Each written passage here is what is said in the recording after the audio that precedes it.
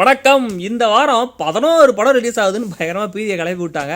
But எவ்வளோ படம் release ஆனால் எங்களால் ஒரு 4 படம் தான் பார்க்க முடியும். அதில் முதல் படம் கடுகு. அதையும் நாங்கள் ஃப்ரெஷ்ஷாகவே பார்த்துட்டோம். ஏன்னா நாங்களாம் செலிபிரிட்டி ஆச்சே.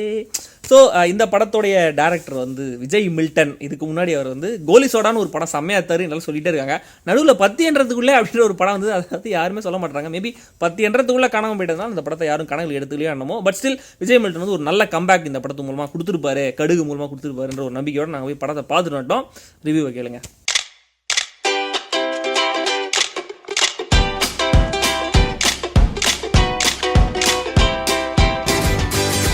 கடுகு படத்துடைய கதை. வெங்கடேஷ் ஒரு போலீஸ் ஆபீசர் சென்னையிலேருந்து தரங்கம்பாடிக்கு டிரான்ஸ்ஃபர் ஆகி போறாரு. அவர் கூடவே ஹெல்ப்பரா எடுபடி வேலைக்கு ராஜகுமாரன் போறாரு. ராஜகுமாரன் அடிப்படையில் ஒரு புலி வேஷம் கட்டி டான்ஸ் ஆடுற ஒரு கலைஞர். தரங்கம்பாடியில ஊர் சேர்மனாவோ கவுன்சிலராவோ ஏதோ ஒரு பதவியில பரத் இருக்காரு. ஊர் மக்களுக்கு நல்லதெல்லாம் பண்ணிட்டு இருக்காரு. கொஞ்சம் ஒரு மாதிரி நல்ல மனுஷன். அப்படியே சைடில் ஒரு ரொமான்ஸும் பண்ணிட்டு இருக்காரு ஒரு பொண்ணு கூட. அதே ஊர்ல ஒரு ஸ்கூல் டீச்சரா ராதிகா பிரசித்தா இருக்காங்க. அந்த ஸ்கூல்ல நடக்கிற ஒரு ஃபங்க்ஷனுக்கு மினிஸ்டரை இன்வைட் பண்றாரு பரத். அந்த மினிஸ்டர் வந்த அப்புறம் ஒரு பிரச்சனை நடக்குது. அதை தொடர்ந்து இந்த கதாபாத்திரங்களுடைய வாழ்க்கையெல்லாம் என்ன ஆச்சு, அவங்க என்ன மாதிரியான சிக்கல்கள் எல்லாம் சந்திச்சாங்க அப்படிங்கிறது தான் கடுகு படத்துடைய கதை. இந்த உலகத்துல கெட்டவங்களை விடவும் ரொம்ப மோசமானவங்க யாருன்னா தப்பு நடக்கும்போது ஏன்னு தட்டி கேட்காத நல்லவங்க. படத்தோட ப்ரொட்டாகனிஸ்ட்னு ராஜகுமாரன்னு சொல்லலாம். அவர் இதுக்கு முன்னாடி நடிச்ச திருமதி தமிழ் படத்தை என்னால பார்க்க முடியல. நல்ல படம் தான். இல்ல பார்க்க முடியல. அப்படி கிடையாது, பார்க்க முடியல, மிஸ் பண்ணிட்டேன். அப்படி அந்த மாதிரி பார்க்க முடியல. அதை வந்து கம்பேர் பண்ண முடியாது. இந்த படத்துல அந்த படத்துல அவர் இப்படி நடிச்சிருக்காரு அப்படிலாம் கம்பேர் பண்ணாரு. பட் இந்த படத்துல இந்த ரோல்ல அவர் கரெக்டா புலி பாண்டி ரோல்ல கரெக்டா அவர் செட் ஆயிருக்காரு. அவர் பேரு சோலார் ஸ்டார் தெரியுமா? சரி, சோலார் ஸ்டார் ராஜகுமாரன் அந்த புலி பாண்டி கேரக்டர்ல செம்மையா செட் ஆயிருக்காரு. இந்த புலி வேஷம் கட்டி ஆடுற சீன்லயும் சரி, கிளைமேக்ஸும் சரி, நிறைய கைத்தட்டல்களை வாங்குறாரு. என்ன படத்துல கொஞ்சம் அவருடைய அந்த டயலாக் டெலிவரி வந்து கொஞ்சம் அவர் மாத்திருக்கலாம். எனக்கு கால் வலிக்குது அப்படின்றதையும் நான் ரொம்ப சந்தோஷமா இருக்கேன் அப்படின்றது ஒரே மாதிரி ஒரே டோன்ல தான் சொல்றாரு. நடிப்புலையும் அங்கே கொஞ்சம் செயற்கைத்தனம் இருக்கு. அதை கொஞ்சம் அவர் குறைச்சிருந்தா நல்லா இருந்திருக்கும். மற்றபடி எல்லாம் ஓகே தானே? மற்றபடி எல்லாம் ஓகே, செம்ம.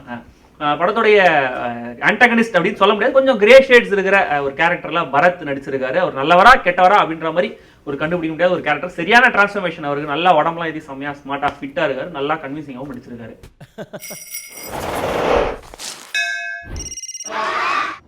குற்றம் கடிதல் படத்துக்கு அப்புறம் இந்த படத்துலயும் ஸ்கூல் டீச்சரா ராதிகா பிரசித்தா நடிச்சிருக்காங்க. எமோஷனல் காட்சிகள்லாம் நல்லா ஹோல்ட் பண்ணிருக்காங்க. வெங்கடேஷும் கொஞ்சம் டீசென்டான ஒரு பெர்ஃபார்மன்ஸை கொடுத்துருக்காரு. அப்புறம் எப்போ பார்த்தாலும் சாப்பிடுகட்டு படத்தை துரத்து வந்துட்டு இருக்காங்க. அந்த பாட்டி கேரக்டர் மங்கையக்கரசி அப்படின்னு ஒருத்தவங்க நடிச்சிருக்காங்க. அந்த குட்டி பொண்ணு சக்தி அப்படின்ற ஒருத்தவங்க நடிச்சிருக்காங்க. எல்லாருமே ஒரு நல்ல நடிப்பை கொடுத்துருக்காங்க. பட் இவங்களெல்லாம் தாண்டி படத்துல கூடுதலா கவனிக்க வைக்கிறது இந்த அனிருத் கேரக்டர்ல நடிச்சிருக்கிற பரத் சீனி அப்படின்றது. அவருக்கு தான் ஃபர்ஸ்ட் படம் அப்படின்னு சொல்றாங்க. பட் அவர் மூஞ்சி கொஞ்சம் இங்கே பார்த்த மாதிரி ஃபெமிலியராகவே இருக்கு. அவர் நகைச்சுவை காட்சிகளும் சரி, எமோஷனல் காட்சிகளும் சரி நல்லாவே நடிச்சிருக்காரு.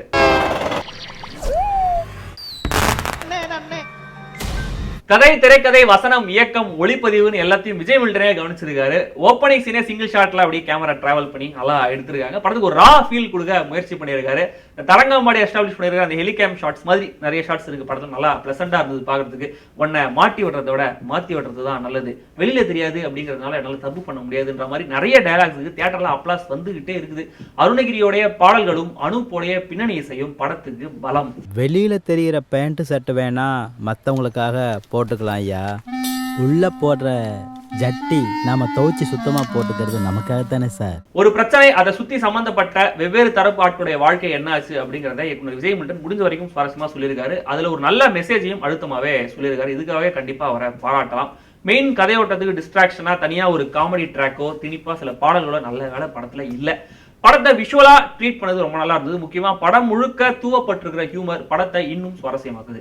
ஏங்க புலிவேஷம் போட கொடுத்தா பூனை பிடிச்சு வந்திருக்கீங்க. இவங்க பரம்பரையே புலிவேஷம் கட்டி ஆனவங்க தான். குறைகளா சொல்லணும்னா தனிப்பட்ட முறையில இந்த படத்தோட எடிட்டிங் எனக்கு அவ்வளவு திருப்திகரமா இல்ல. நிறைய கட்ஸ் வேகமா டப்பு டப்பு டப்பு டப்புன்னு படம் போயிட்டே இருக்குது. ஒரு காட்சியில எமோஷன் கூட சஸ்டெயின் ஆகாம அவசரமா அந்த காட்சி முடிஞ்ச மாதிரி இருந்தது. மேபி ஆர்ட் சரியா பெர்ஃபார்ம் பண்ணல. கொஞ்சம் அப்படி நமக்கு வேகமா கட் பண்ணி டிஸ்ட்ராக்ட் பண்ணிடலாம் அப்படின்னு டேரக்டர் நினைச்சிடலாம். பட் அது எனக்கு கொஞ்சம் பர்சனலா எனக்கு கொஞ்சம் ஒத்து வரல அந்த மேட்டர். அப்புறம் படத்துல நிறைய இடங்கள்ல கேரக்டர் பேசுற டயலாக்ல லிப்சிங்கே இல்ல. நிறைய விஷயத்த டப்பிங்ல சேர்த்திருக்காங்க. அது கொஞ்சம் நெருடலாவும் இருந்தது. படத்துல ராஜகுமாரன் போர்ஷன் கிளைமேக்ஸ்ல ஒன்று வருது. அது முடியும் போதே படம் முடிஞ்சிடற மாதிரி ஒரு ஃபீல் வருது. பட் அதுக்கப்புறமும் பரத் கேரக்டரை வச்சு ஒரு க்ளோஷர் கொடுத்துருக்காங்க. அது கொஞ்சம் திணிப்பு மாதிரி இருந்தது.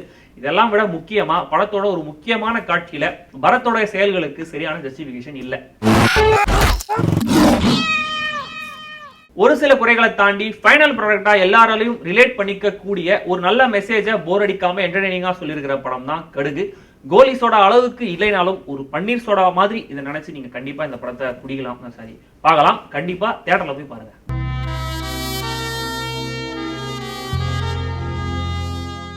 ஏன் இந்த படத்துக்கு கடுகுன்னு பேர் வச்சாங்கன்னு தெரியல. கடுகு சிறுத்தாலும் காரம் குறையாதுன்ற ஒரு மீனிங்காக இருக்கலாம். பட் இந்த படத்துக்கு கரெக்டான டைட்டில் வந்து புலி தான். வந்து வைக்க முடியாது, வந்துச்சு. ஆனால் அது பாயும் புலி வந்துருச்சு, புலி வருது வந்துருச்சு, புலி வால் அது கூட வந்துச்சு இல்லை படம். புலி வேஷம் கரெக்டு தானே? முடியாது. என் தலைவன் ஆர்கே நடிச்சு வந்துச்சு புலி வேஷம். தலைவன் படம் வந்துச்சா? அவங்க வைக்காத ஒரே புலி புலியோதரை தான். அது வந்து புளியோதரை, பெரிய எலி. கரெக்டா சொல்லுங்க பார்க்கலாம். புலிக்கு புளியோதரையா? ஆமாண்டி, இப்போ உள்ள புலி எல்லாம் புளியோர தயிர் சாதம் மென்பவங்க எல்லாம் சாப்பிடுதுங்க.